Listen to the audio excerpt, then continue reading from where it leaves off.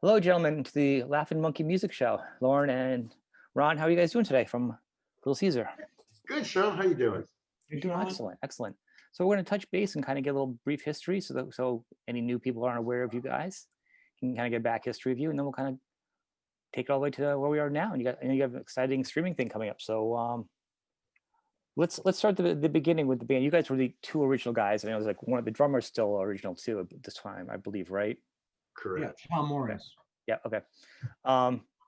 Formation. What got you guys started? Like, how did you guys all get together from the beginning? Well, I was in a band with Tom previously, and we wanted to. It was kind of fading out, so we decided we wanted to, put. At the time, the big music was in LA was big poppy hair metal kind of bands, and we wanted to do more of a rootsy, blues-based, soul-based, R&B based, like the roots of rock, and get away from the pop fluffy thing. Plus, none of us really look good as women with our hair teased and lipstick. So we decided to put a little more blue collar, down to earth kind of rock band together. And I was working the door at Club Lingerie, so I met Apache, and I don't know, Tom knew Fidel. Fidel was long friends with Loren. So we all just kind of got together, and it clicked really quick because we were all like-minded, sensibilities and our roots and what we had passion for. And the next thing you know, we started to do a couple of shows, and since I was working the door at a couple of the better clubs in LA, I had connections to the booking agents, and Nice. within a couple of shows, we got people throwing contracts and stuff at us. Really, that quick? Yeah, it was really. I think the problem is, though, and you guys will probably agree or disagree. My opinion is, you guys didn't fit in the genre. You guys had a different sound. Oh no, and they couldn't package you. They couldn't package you. I think maybe the closest thing, and not comparing to, would be like a Circus of Power, more of a earthy sound without being Raging Slab. Yeah, Raging Slab. Oh yeah, Raging Slab. I hadn't thought of them, but yeah, it's more of an earthy sound. It's not so much worrying about everything else. And those guys weren't marketed well either. Yeah, the thing is, it's funny because I was just thinking about this laying in bed the other day, because for some reason we were reminiscing about our history, and my biggest regret was to not kind of getting guys, because we were managed by Jimmy Ivy, right? So one of the hugest guys in the music business, and in retrospect, I really wish that we would have just stood up for ourselves and asked Jimmy to step in and not let us get sucked into the flavor of the day. Market us as just a straight ahead rock band and produce us like a straight ahead rock band. Yeah. We went up there and worked with Bob Rock, and all of a sudden he started to stick his fluff meter on us, and trying to compete us. And in retrospect, the sound of the record versus the way the band looked, there was immediate dichotomy, and that didn't really help us. What was interesting, the band that they signed, that they liked everything about, is that earthy kind of working class hero, blue collar approach, blues-based rock. Then they wanted to start changing it.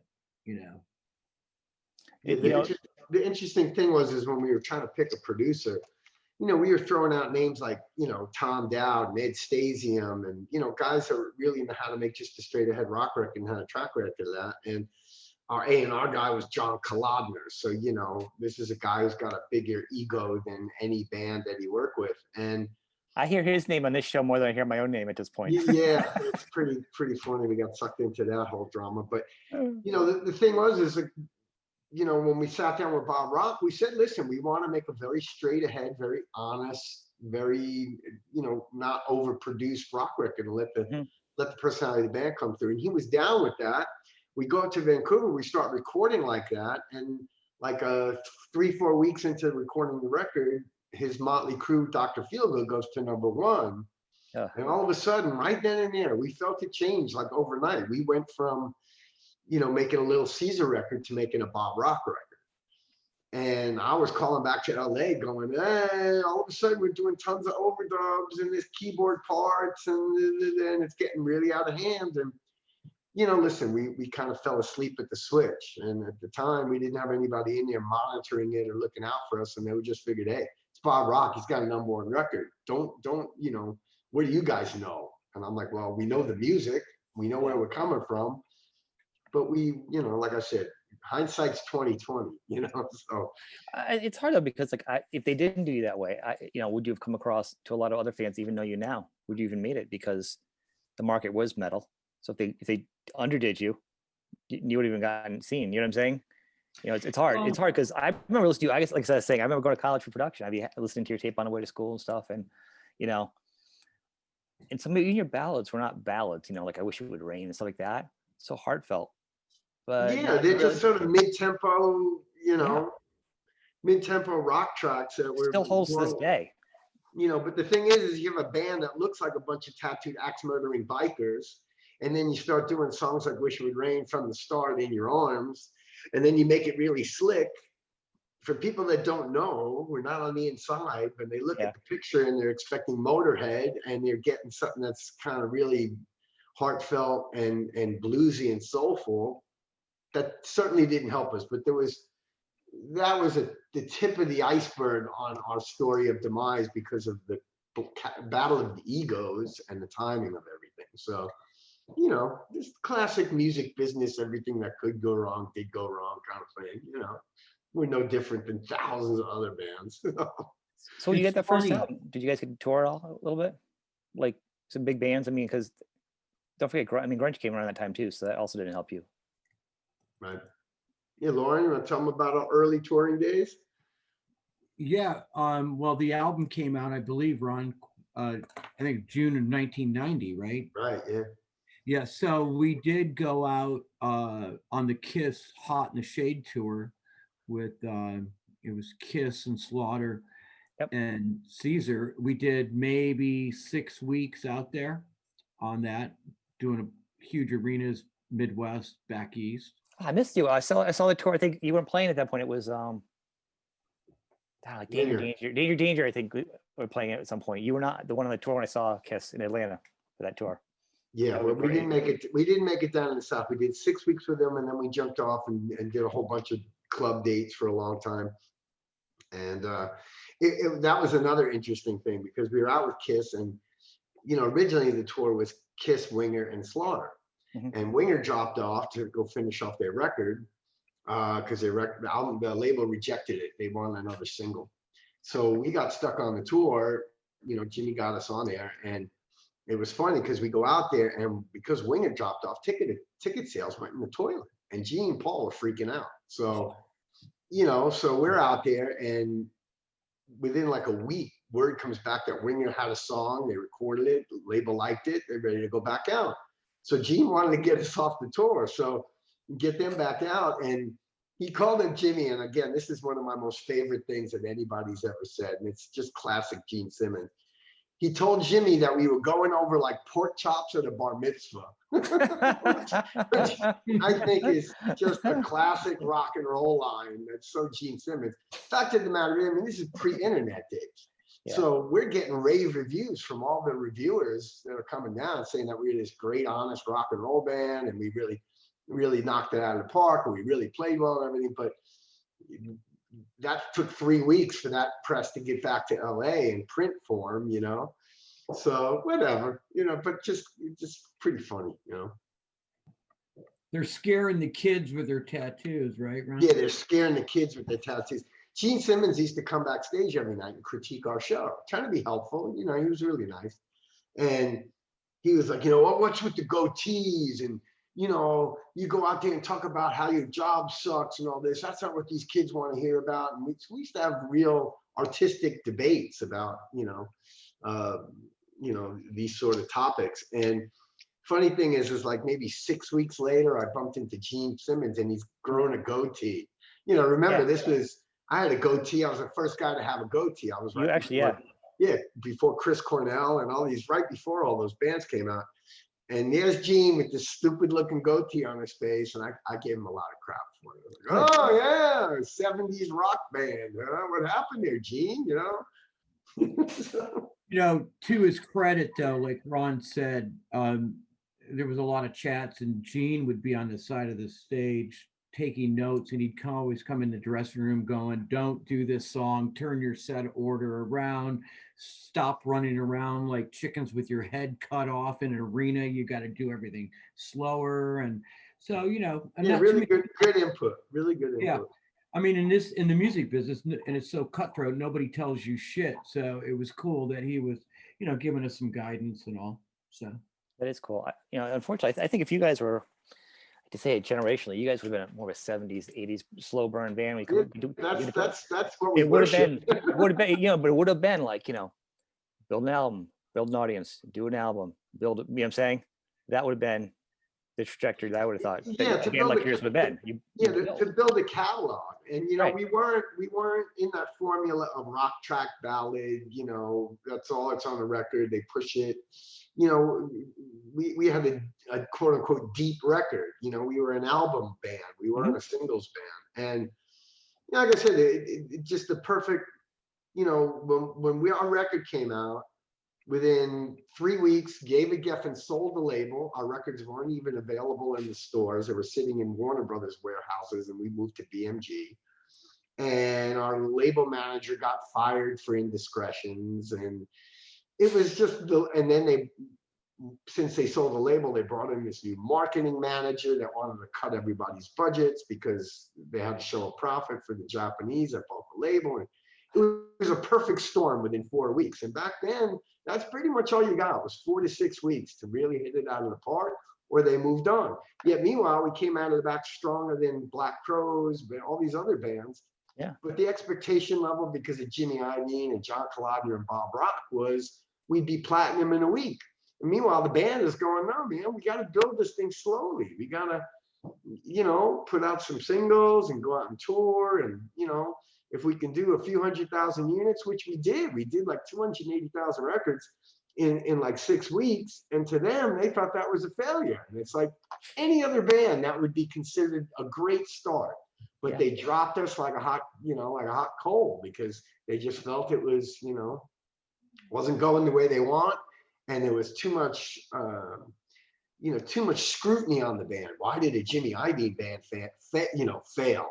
Meanwhile, we were on the charts. It's like, but it's just all of this sort of inside record company stuff that was really kind of very bizarre and typical and upsetting, Yeah, too many expectations, I think, too, like on the heels of, Geffen had signed Guns N' Roses, and that took, they actually had to A&R that, I guess. I don't know, it took a while. They released I think it was Welcome to the Jungle like 3 times. Yeah, it was like 8 months sitting out there, I think, before they even started to get any play on that one.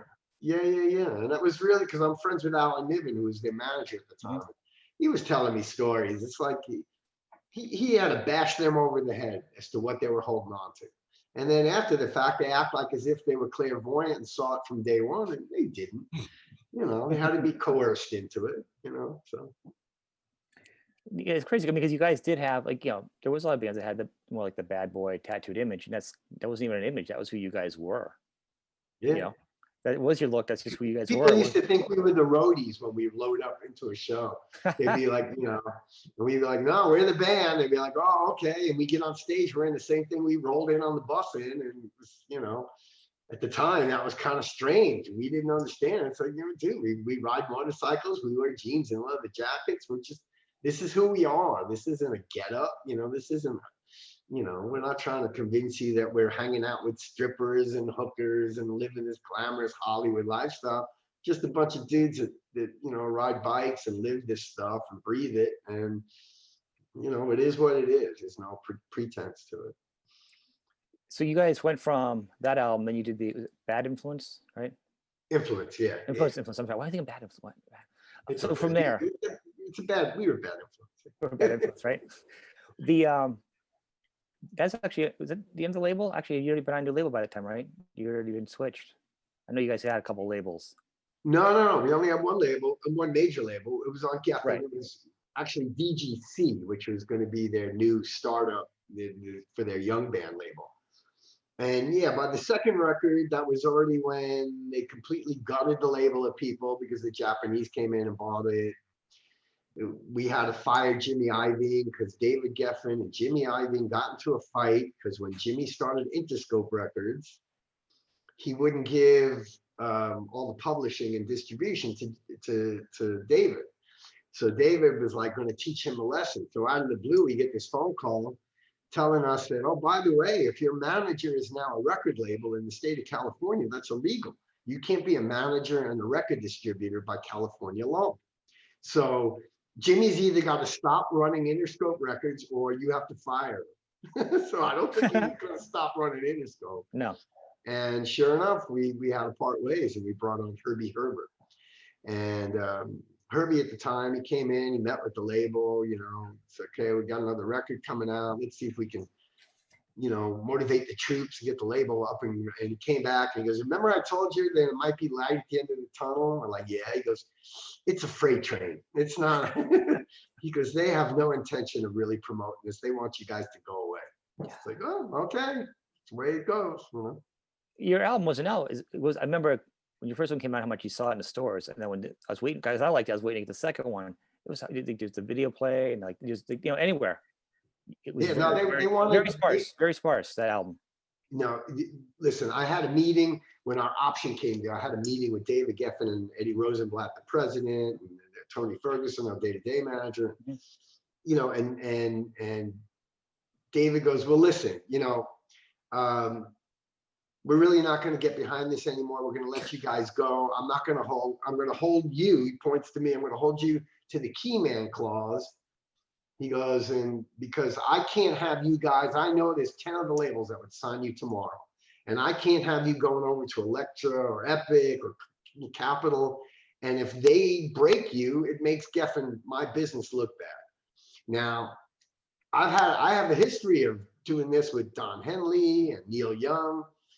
You know, I'll just put you on a shelf. And I remember the line, he goes, I collect artists like I collect my artwork. And if I want to put you on a shelf and just look at you every once in a while, that's what I might do. And that's what I knew. Yeah, it's like, asshole. This is our lives, you know. I would have just lost it there. Yeah, well, yeah, I pretty much did. Tony grabbed me and pulled me out of there. Yeah, I think it would have been that scene with you and like Terminator. Yeah. That's what I imagine happening, but the other way around. Yeah, looking for a pool cue. Yeah. Yes, right. That's very frustrating. It's ridiculous. That's like the worst. That's like a divorce court. That's like the worst. Got you by the taking your dog with you. It's like your best friend, I'm taking him with you. Yeah, letting your junkie ex-wife keep your kid and you can't even see him. Yeah. You know? Yeah. So how'd you escape those clutches then? Because obviously you guys finally got to do some other albums and. Oh, I decided to get a nice heroin habit for 7 years after that. You got him.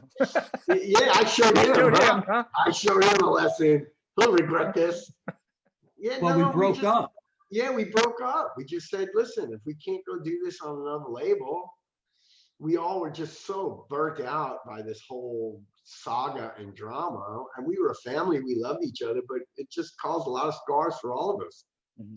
And then it was about 7 or 8 years later, we just started, you know, just checking in on each other, decided that we'd get together and just make music for fun. And next thing you know, we write some of these songs and, you know, we put out what now? 4 albums since then, Loren. Redemption, American Dream. It's the live one and then the live one and yeah. So we've done 4 releases since then, all on our own, all under our own steam and power, and it's a much better way to do it. Strong. They're all strong albums. Thank you. Yeah, they're just honest. They're just fast, honest records. Moments caught in time, you know, not overthought or overplayed or overproduced. You know, just straight ahead rock records. You know. Was it hard coming back, like with your audience? Was it with your audience there? I mean, you have a core audience. Yeah, we have a very loyal fan base. You know, our 15 minutes of fame brought us enough loyalty. And, you know, and then with the advent of the explosion of the internet, it allowed us to stay in contact with them. And, you know, so now we've got this small but loyal core audience that we just keep trying to grow and treat them with reverence and respect and just keep doing what we're doing. And, you know, when a lot of guys go online and they try to still make it appear like they're larger than life, and we're not. We're just regular guys who just make music for passion, and we've made a lot of great friends and a lot of great markets and a lot of great relationships that we just year after year keep capitalizing on, and hope that the word still, listen, if you like ZZ Top, you like Guns N' Roses, you like Bad Company, you like the Rolling Stones, you like Lil Caesar, and we're just trying to find the people that never in that 15 minutes found out about us and still connect to them. Well, the fans are still out there. They're still looking for, enjoying the music. I think, they're looking for good music. I think the other thing is nowadays you could probably claim and sell less albums, but with having control of your own stuff now. Oh yeah, no, we make more money now than we ever made. We owe Geffen millions of dollars. So it was like, now we just take up some seed money, and with merch sales and revenue of small amount of CDs, we've seen more money flow through our pockets and to generate enough revenue to keep doing this. I love hearing that. I love hearing that. I love hearing that. A lot of the bands from you have taken the battle through the 80s and the 90s, a lot of the same things. And they're coming on top and they're doing that, that is a love story. That is a better love story than Titanic, right? No, it is. And listen, we're not trying to make a living. We just do this for passion, and it actually is incredibly freeing to be able to do that, Yeah, but you make money, you make enough money, and you can have more creative power. You can put the money back into the show, into the instruments, into the song craft. You know what I mean? Yeah, it just makes it easier to focus. That's all. Yeah, we can be the masters of our own fate. So it's nice. We did more touring than when we were on Geffen Records. We've been to Europe, 8 times, Ron? Something like that? Yeah, 8, 9 times. The UK a bunch of times. We started, before COVID hit, we had a whole bunch of weekend runs in the States planned. Wow. How hard is it there? How hard is it to get to do tour Europe as an American band? For us, it's really easy because we had people got us over there. We had a real good, spark of interest and loyalty. They're very loyal fans, and they love American blues-based music. Number one. Number two, it's logistically a smaller area to travel in. You can do a show 3-4 hours away. It's a completely different fan base in a completely different country. And in States, sometimes it's a 1-day, 2-day drive. Well, we have a really great touring company, a guy that we work with over there, Teenage Head Music, that has a great group of venues and promoters, and just runs a great operation with backline and travel and accommodations. And we just turn ourselves over to him, and we show up on the stages, and every night's a great show in a great place. I would consider yourself lucky on that one, because I hear some bands totally. Going from Europe over to US is a nightmare. First off, yes, just like a $5,000 visa. Yeah, the immigration it is insane, and then they still taxing those guys even when they're touring through America. So it's like it's pretty brutal. There should be some kind of artist. Switzerland is like that. We avoid Switzerland. The tour, the taxing and the tariffs. So you pull in and they count every T-shirt you pay a tax. Yeah, and so it's crushing for all for the working bands that want to come over from Europe to here. Brexit's going to change things too. Oh, I know. That is going to be. It is going to be crushing. It's funny because I hear from a lot of UK musicians who are going, well, how do you? I said, well, listen, when we go to the UK, our agent over there, who's another agent, great agent we have, Martin Jarvis, who's different in the UK market, but we got to get working papers and pay a fee, so they tax us. So now the EU musicians are going to do the same thing they do to us, and it's for some bands, it makes it impossible. Yeah, it's going to be different, and I don't know how it's going to survive after this. Man, tell me about it. Between venues going out of business, we'll talk about that when we talk about our streaming thing we're doing. Yeah. There's a lot of great venues run by a lot of great people who are really suffering and are not going to make it. And that's just going to, you dry up all those watering holes, man, and it's going to hurt the music and the bands, so that's a bad thing. The ones that are open are going to charge more because they've lost money. They got to make it up.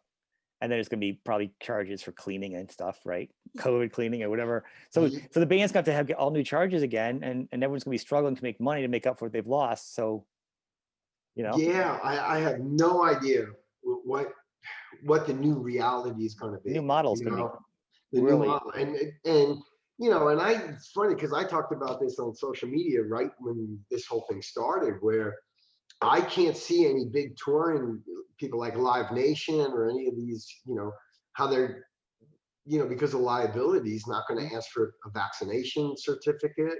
Mm-hmm. And already they stated they're going to put the liabilities on the bands, you know, so bands are going to have to get insurance. I mean, it's just prohibitive and really restrictive. So. Well, I think if enough bands can't do it, their business is music, you know, there's only so much you can do before your bands can't work, you know? Yeah, I know. I don't know. It's going to be, you know, I'm still just figuring out how this whole internet music business works, let alone now it's going to happen with touring and COVID. So, well, the business model is still pretty good though. You guys are still being able to sell merch and do stuff, and that's, you know, the show like this is to kind of let people know you guys are doing stuff, and you can get your streaming thing coming up too. Yeah, and you know, the fact that we don't have as, you know, because I know bands who are still doing this for a living, and you know, the first thing is promoters aren't going to offer the guarantees they used to offer because it's so, you know, up in the air.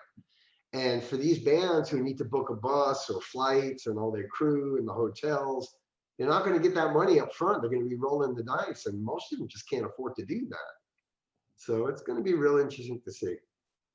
Start doing pre-sales on your Facebook pages and stuff. Yeah. Guarantee some income coming in to, you know, yeah, to follow it up. I don't know. It's going to be a challenge. It will be. So actually, so Loren, so you're actually doing speakers and box and everything else in your other job. No, I'm like artist relations. I'm sorry, but you were all working with the speakers. Sorry. For Cord USA, the distributor of Vox, Blackstar. I've been affiliated with Blackstar for like 12 years, helped them launch Blackstar Amps in the US from the UK. So yeah, it's a great gig. My whole background after our second album ended, we got off the deal. I had to figure out how to get a real job to make some money because the rock and roll wasn't. So got into this side of things, working for music manufacturers, sales, marketing, and then it's ended up artist relations wise. And it's really cool now to work with new emerging artists with both brands. Well, you're lucky to be able to switch over like that for the time. I was lucky. Ron had a lot to do with it because he ended up getting a gig at this company called Groove Tubes and said, hey, they're looking for a sales guy. And I had never really did sales before. And so we went and did our first NAMM show together. And I kind of went, wow, everybody from the music stores across the country and a lot of people at the other music companies were all musicians. And I just thought, you know, this is good. So I just kind of stuck doing it. Your people. Very cool. Yeah. And so Ron, what were you doing at that time? Heroin. Oh yeah. You gotta pay for it. They don't give it away, or were they giving it away for free? Yeah, no, I was too busy rolled up in a ball of self-pity. No, actually I wound up finally getting my act together and got into music production, live music production. I was the production manager for a venue here in LA called the Key Club, which used to be Guzari's. Yep. And really great venue run by really great people. So I got to take all my experience, and you know, I went to production school as well, and so I was a mixer, sound mixer. So I did monitors in front of house, and then when the job opened up to just run the whole facility on the production side, I did it. I did that for like 9 years, and you know, I had all these bands that I knew from touring and friends, musicians rolling in, and they're like, oh, so you're in? It's like, yeah, I'm running this. I got you covered, dude. You know, so, you know, it's really good times and a very creative outlet. You know, I like all the technical stuff, and I have a penchant for it and a talent for it. So I just turned that into, you know, all of a sudden now I could like buy a house and put a down payment on a house and make mortgage payments. And you need to be a grown up. Wow, there's something to this regular gig thing and being sober, you know? There are. So, yeah, congratulations on that. You know, to skip over that quickly, but yeah, I think you. Yeah, no. Getting off that is a good when thing. It all crashed and burned, I rolled up into this big ball of self-pity. And the problem is that some of these chemicals have a component where you're physically addicted. Mm-hmm.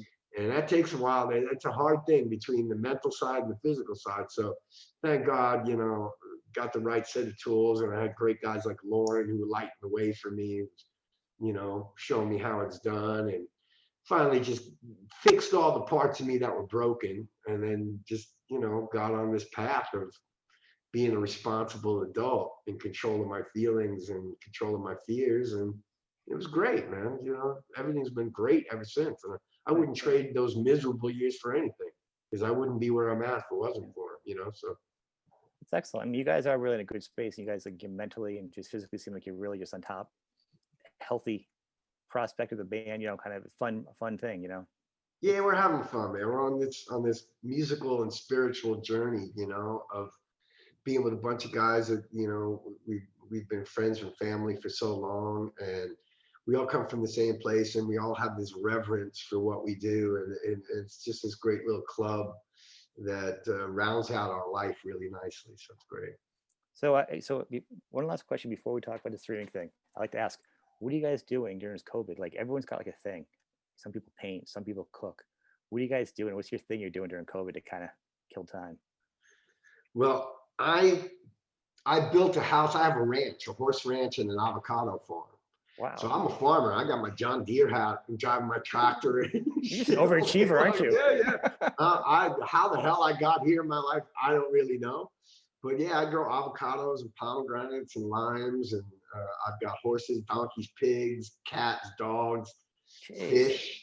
So, and that keeps me working 7 days a week. Gonna build your ark, right? For your animals. Yeah, exactly. Get ready for the flood. But so yeah, that's, thank God, I got 20 acres to hide out on. So it keeps me busy 24/7, and it allows me a sanctuary of safety. So it's great.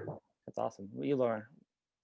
You know, I've just been taking this whole COVID thing very serious. I worked remote, learned the world of Zoom like everyone else in the world.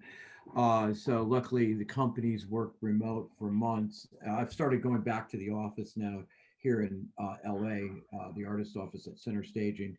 But you know, just tried to stay physically fit, you know, and you know, I've got 2 dogs, and my wife and my son like to go out. Not in that order. Not in that order, but 2 dogs and my wife. Yeah.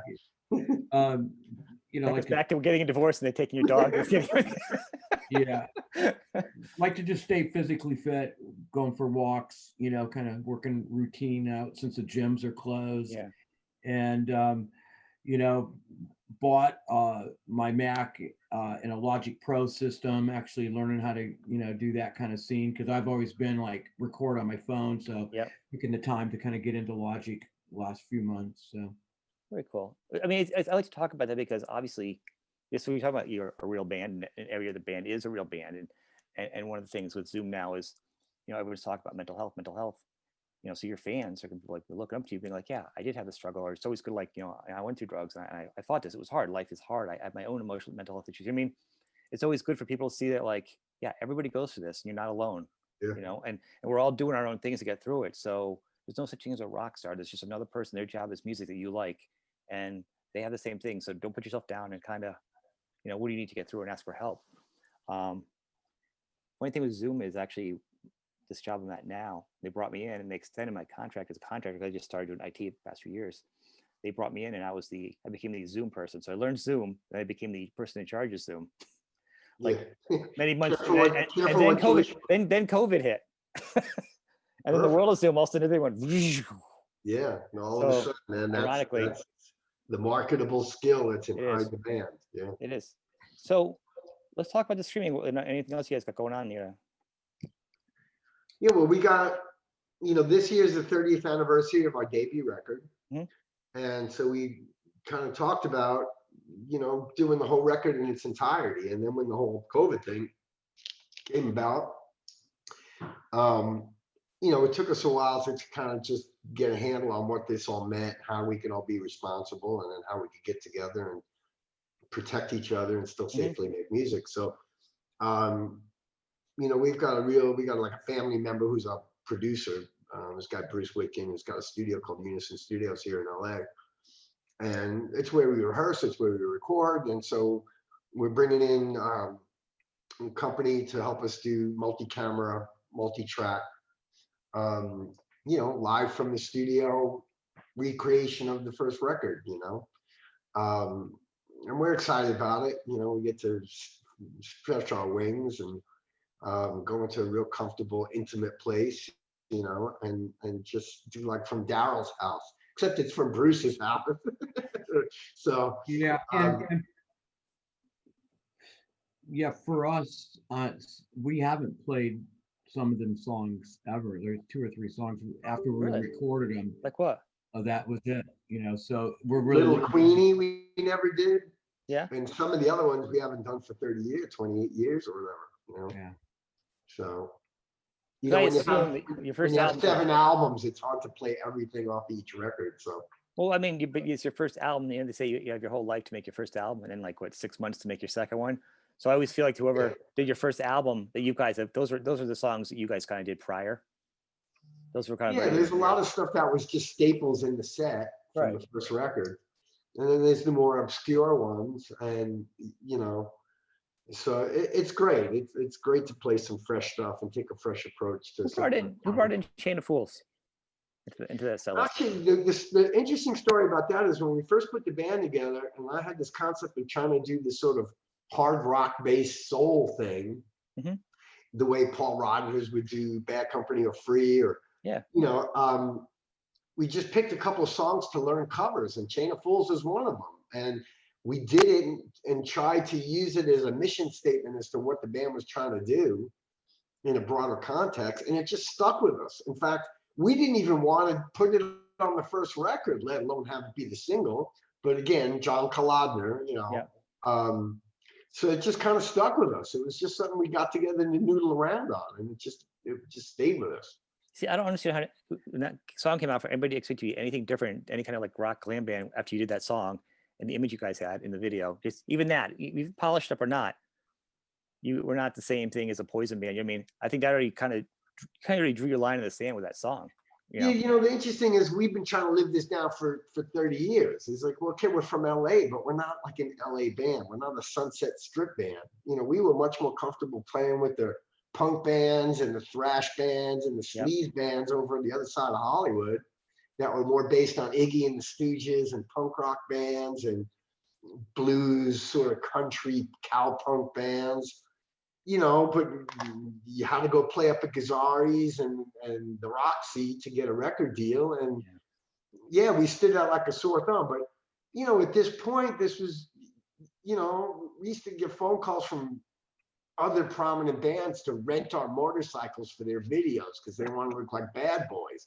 And I'm like, fuck off. You know, go learn how to ride and buy your own fucking bike. Don't ruin what I love to do, you know? But whatever. That's funny. Yeah. That's funny. So this back to the streaming thing. Where's it going to be? Like when you're going to release it, where and how? Well, it's going to be live on Facebook and some other formats we're working out, because we were lucky enough to get Blackstar to sponsor it, along with Brave Words, the music website. Yep. And we're doing it. It's really a charity thing. We're trying to raise money for the Save Our Stages cause. So there'll be a big donation link up, and all the money goes directly to them. So we're just trying to, you know, we're trying to do something that's positive, you know, goodwill kind of thing. And it's going to be on December 26th, the day after Christmas, Boxing Day, as they call it over in the UK. 12 o'clock on Pacific, 3 o'clock Eastern, and then 8 and 9 over in UK and Europe. And it'll be concurrently posted all at the same time, and it's going to be a fun thing. So that's exciting, for a good cause. So thanks for a good cause, and we'll also put that link, if you want to give it to me, below with your other stuff in here, so people also want to connect to any of your stuff, the link, or also donate. Put it all below. Thank you. So Appreciate it. It's super important that, you know, all levels of music are supported. You know, musicians have some merch stuff. Without some of these great venues, man, you know, again, if a tree falls in the forest, but there isn't a forest for it to fall in, doesn't make a sound, you know. So it's you know, it's a really rough thing. We're going to make it. We're going to survive, but you know, these venues, man, if they don't stay open, where are we going to go play? You know, it is. know? It's Where are all the bands? Where are the new bands going to get discovered? it's You know? it's the rock and roll ecosystem. You know what happens when something happens to an ecosystem, when somebody takes out part of it. It You know whole what I mean? crashes. The whole Right. thing crashes. It changes, but you have like a little piece of it, but it's like a big hole in it, or you know, things are different. You know, Yeah, it's or great. you're gonna be some cool lizard people, but that's gonna be something totally different. Yeah, totally different. Yeah. No, Yeah, but I no, mean, we seriously, did a live streaming thing because we're doing the Monsters of Rock this year. We're really grateful to get asked to do that. And that looks like a lot of fun. it looks like a lot of fun. And Terrified of boats, everybody though, so I that's don't know if I been can do it. involved, I mean, they're great people that run it, and they're really passionate, and all the bands have a great time. So, you know, we were trying to get on it for years, and we finally got invited. And so during the beginning, in this early days of COVID, they started to do live streaming concerts on their Monsters of Rock page. And we got to do one, and we took all the money we raised for that. We gave it to Music Cares for struggling Very cool. musicians having problems with drugs and alcohol, because that's another big problem right now. Yeah, Man. and it's gonna be harder now because you People are can't even really talk to hurt. people. From the fans to just people in the streets to you know, guys and bands have had everything taken away from them. And you know, I kid around, but playing music is like an addiction. It's just a different form of drug for me, and I love it. And it gives me things that nothing else in life gives me, and it's so important for me to do it.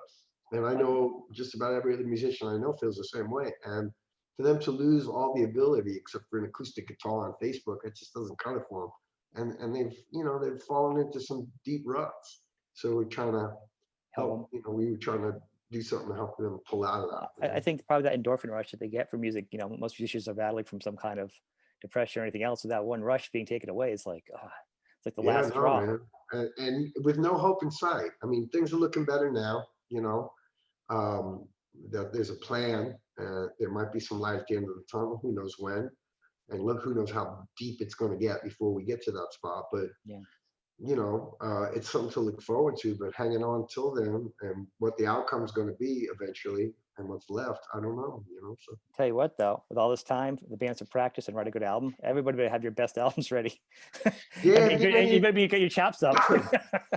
Yeah, but the issue is, it's like us. We're just kicking the rust off because I know. you know, we were all trying to be responsible, and to get into a room like we're going to do, you know, that requires people getting really in each other's face, and we didn't want to risk getting each other ill, you know. So the testing and all that other stuff, how to be responsible.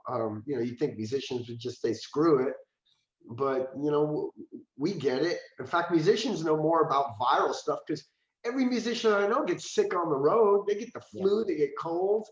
We've had to learn how to sanitize their hand and wear masks, and because you're meeting hundreds of people a night, you know. So we understand, you know, immunology and virology and infectious disease better than most, you know. So,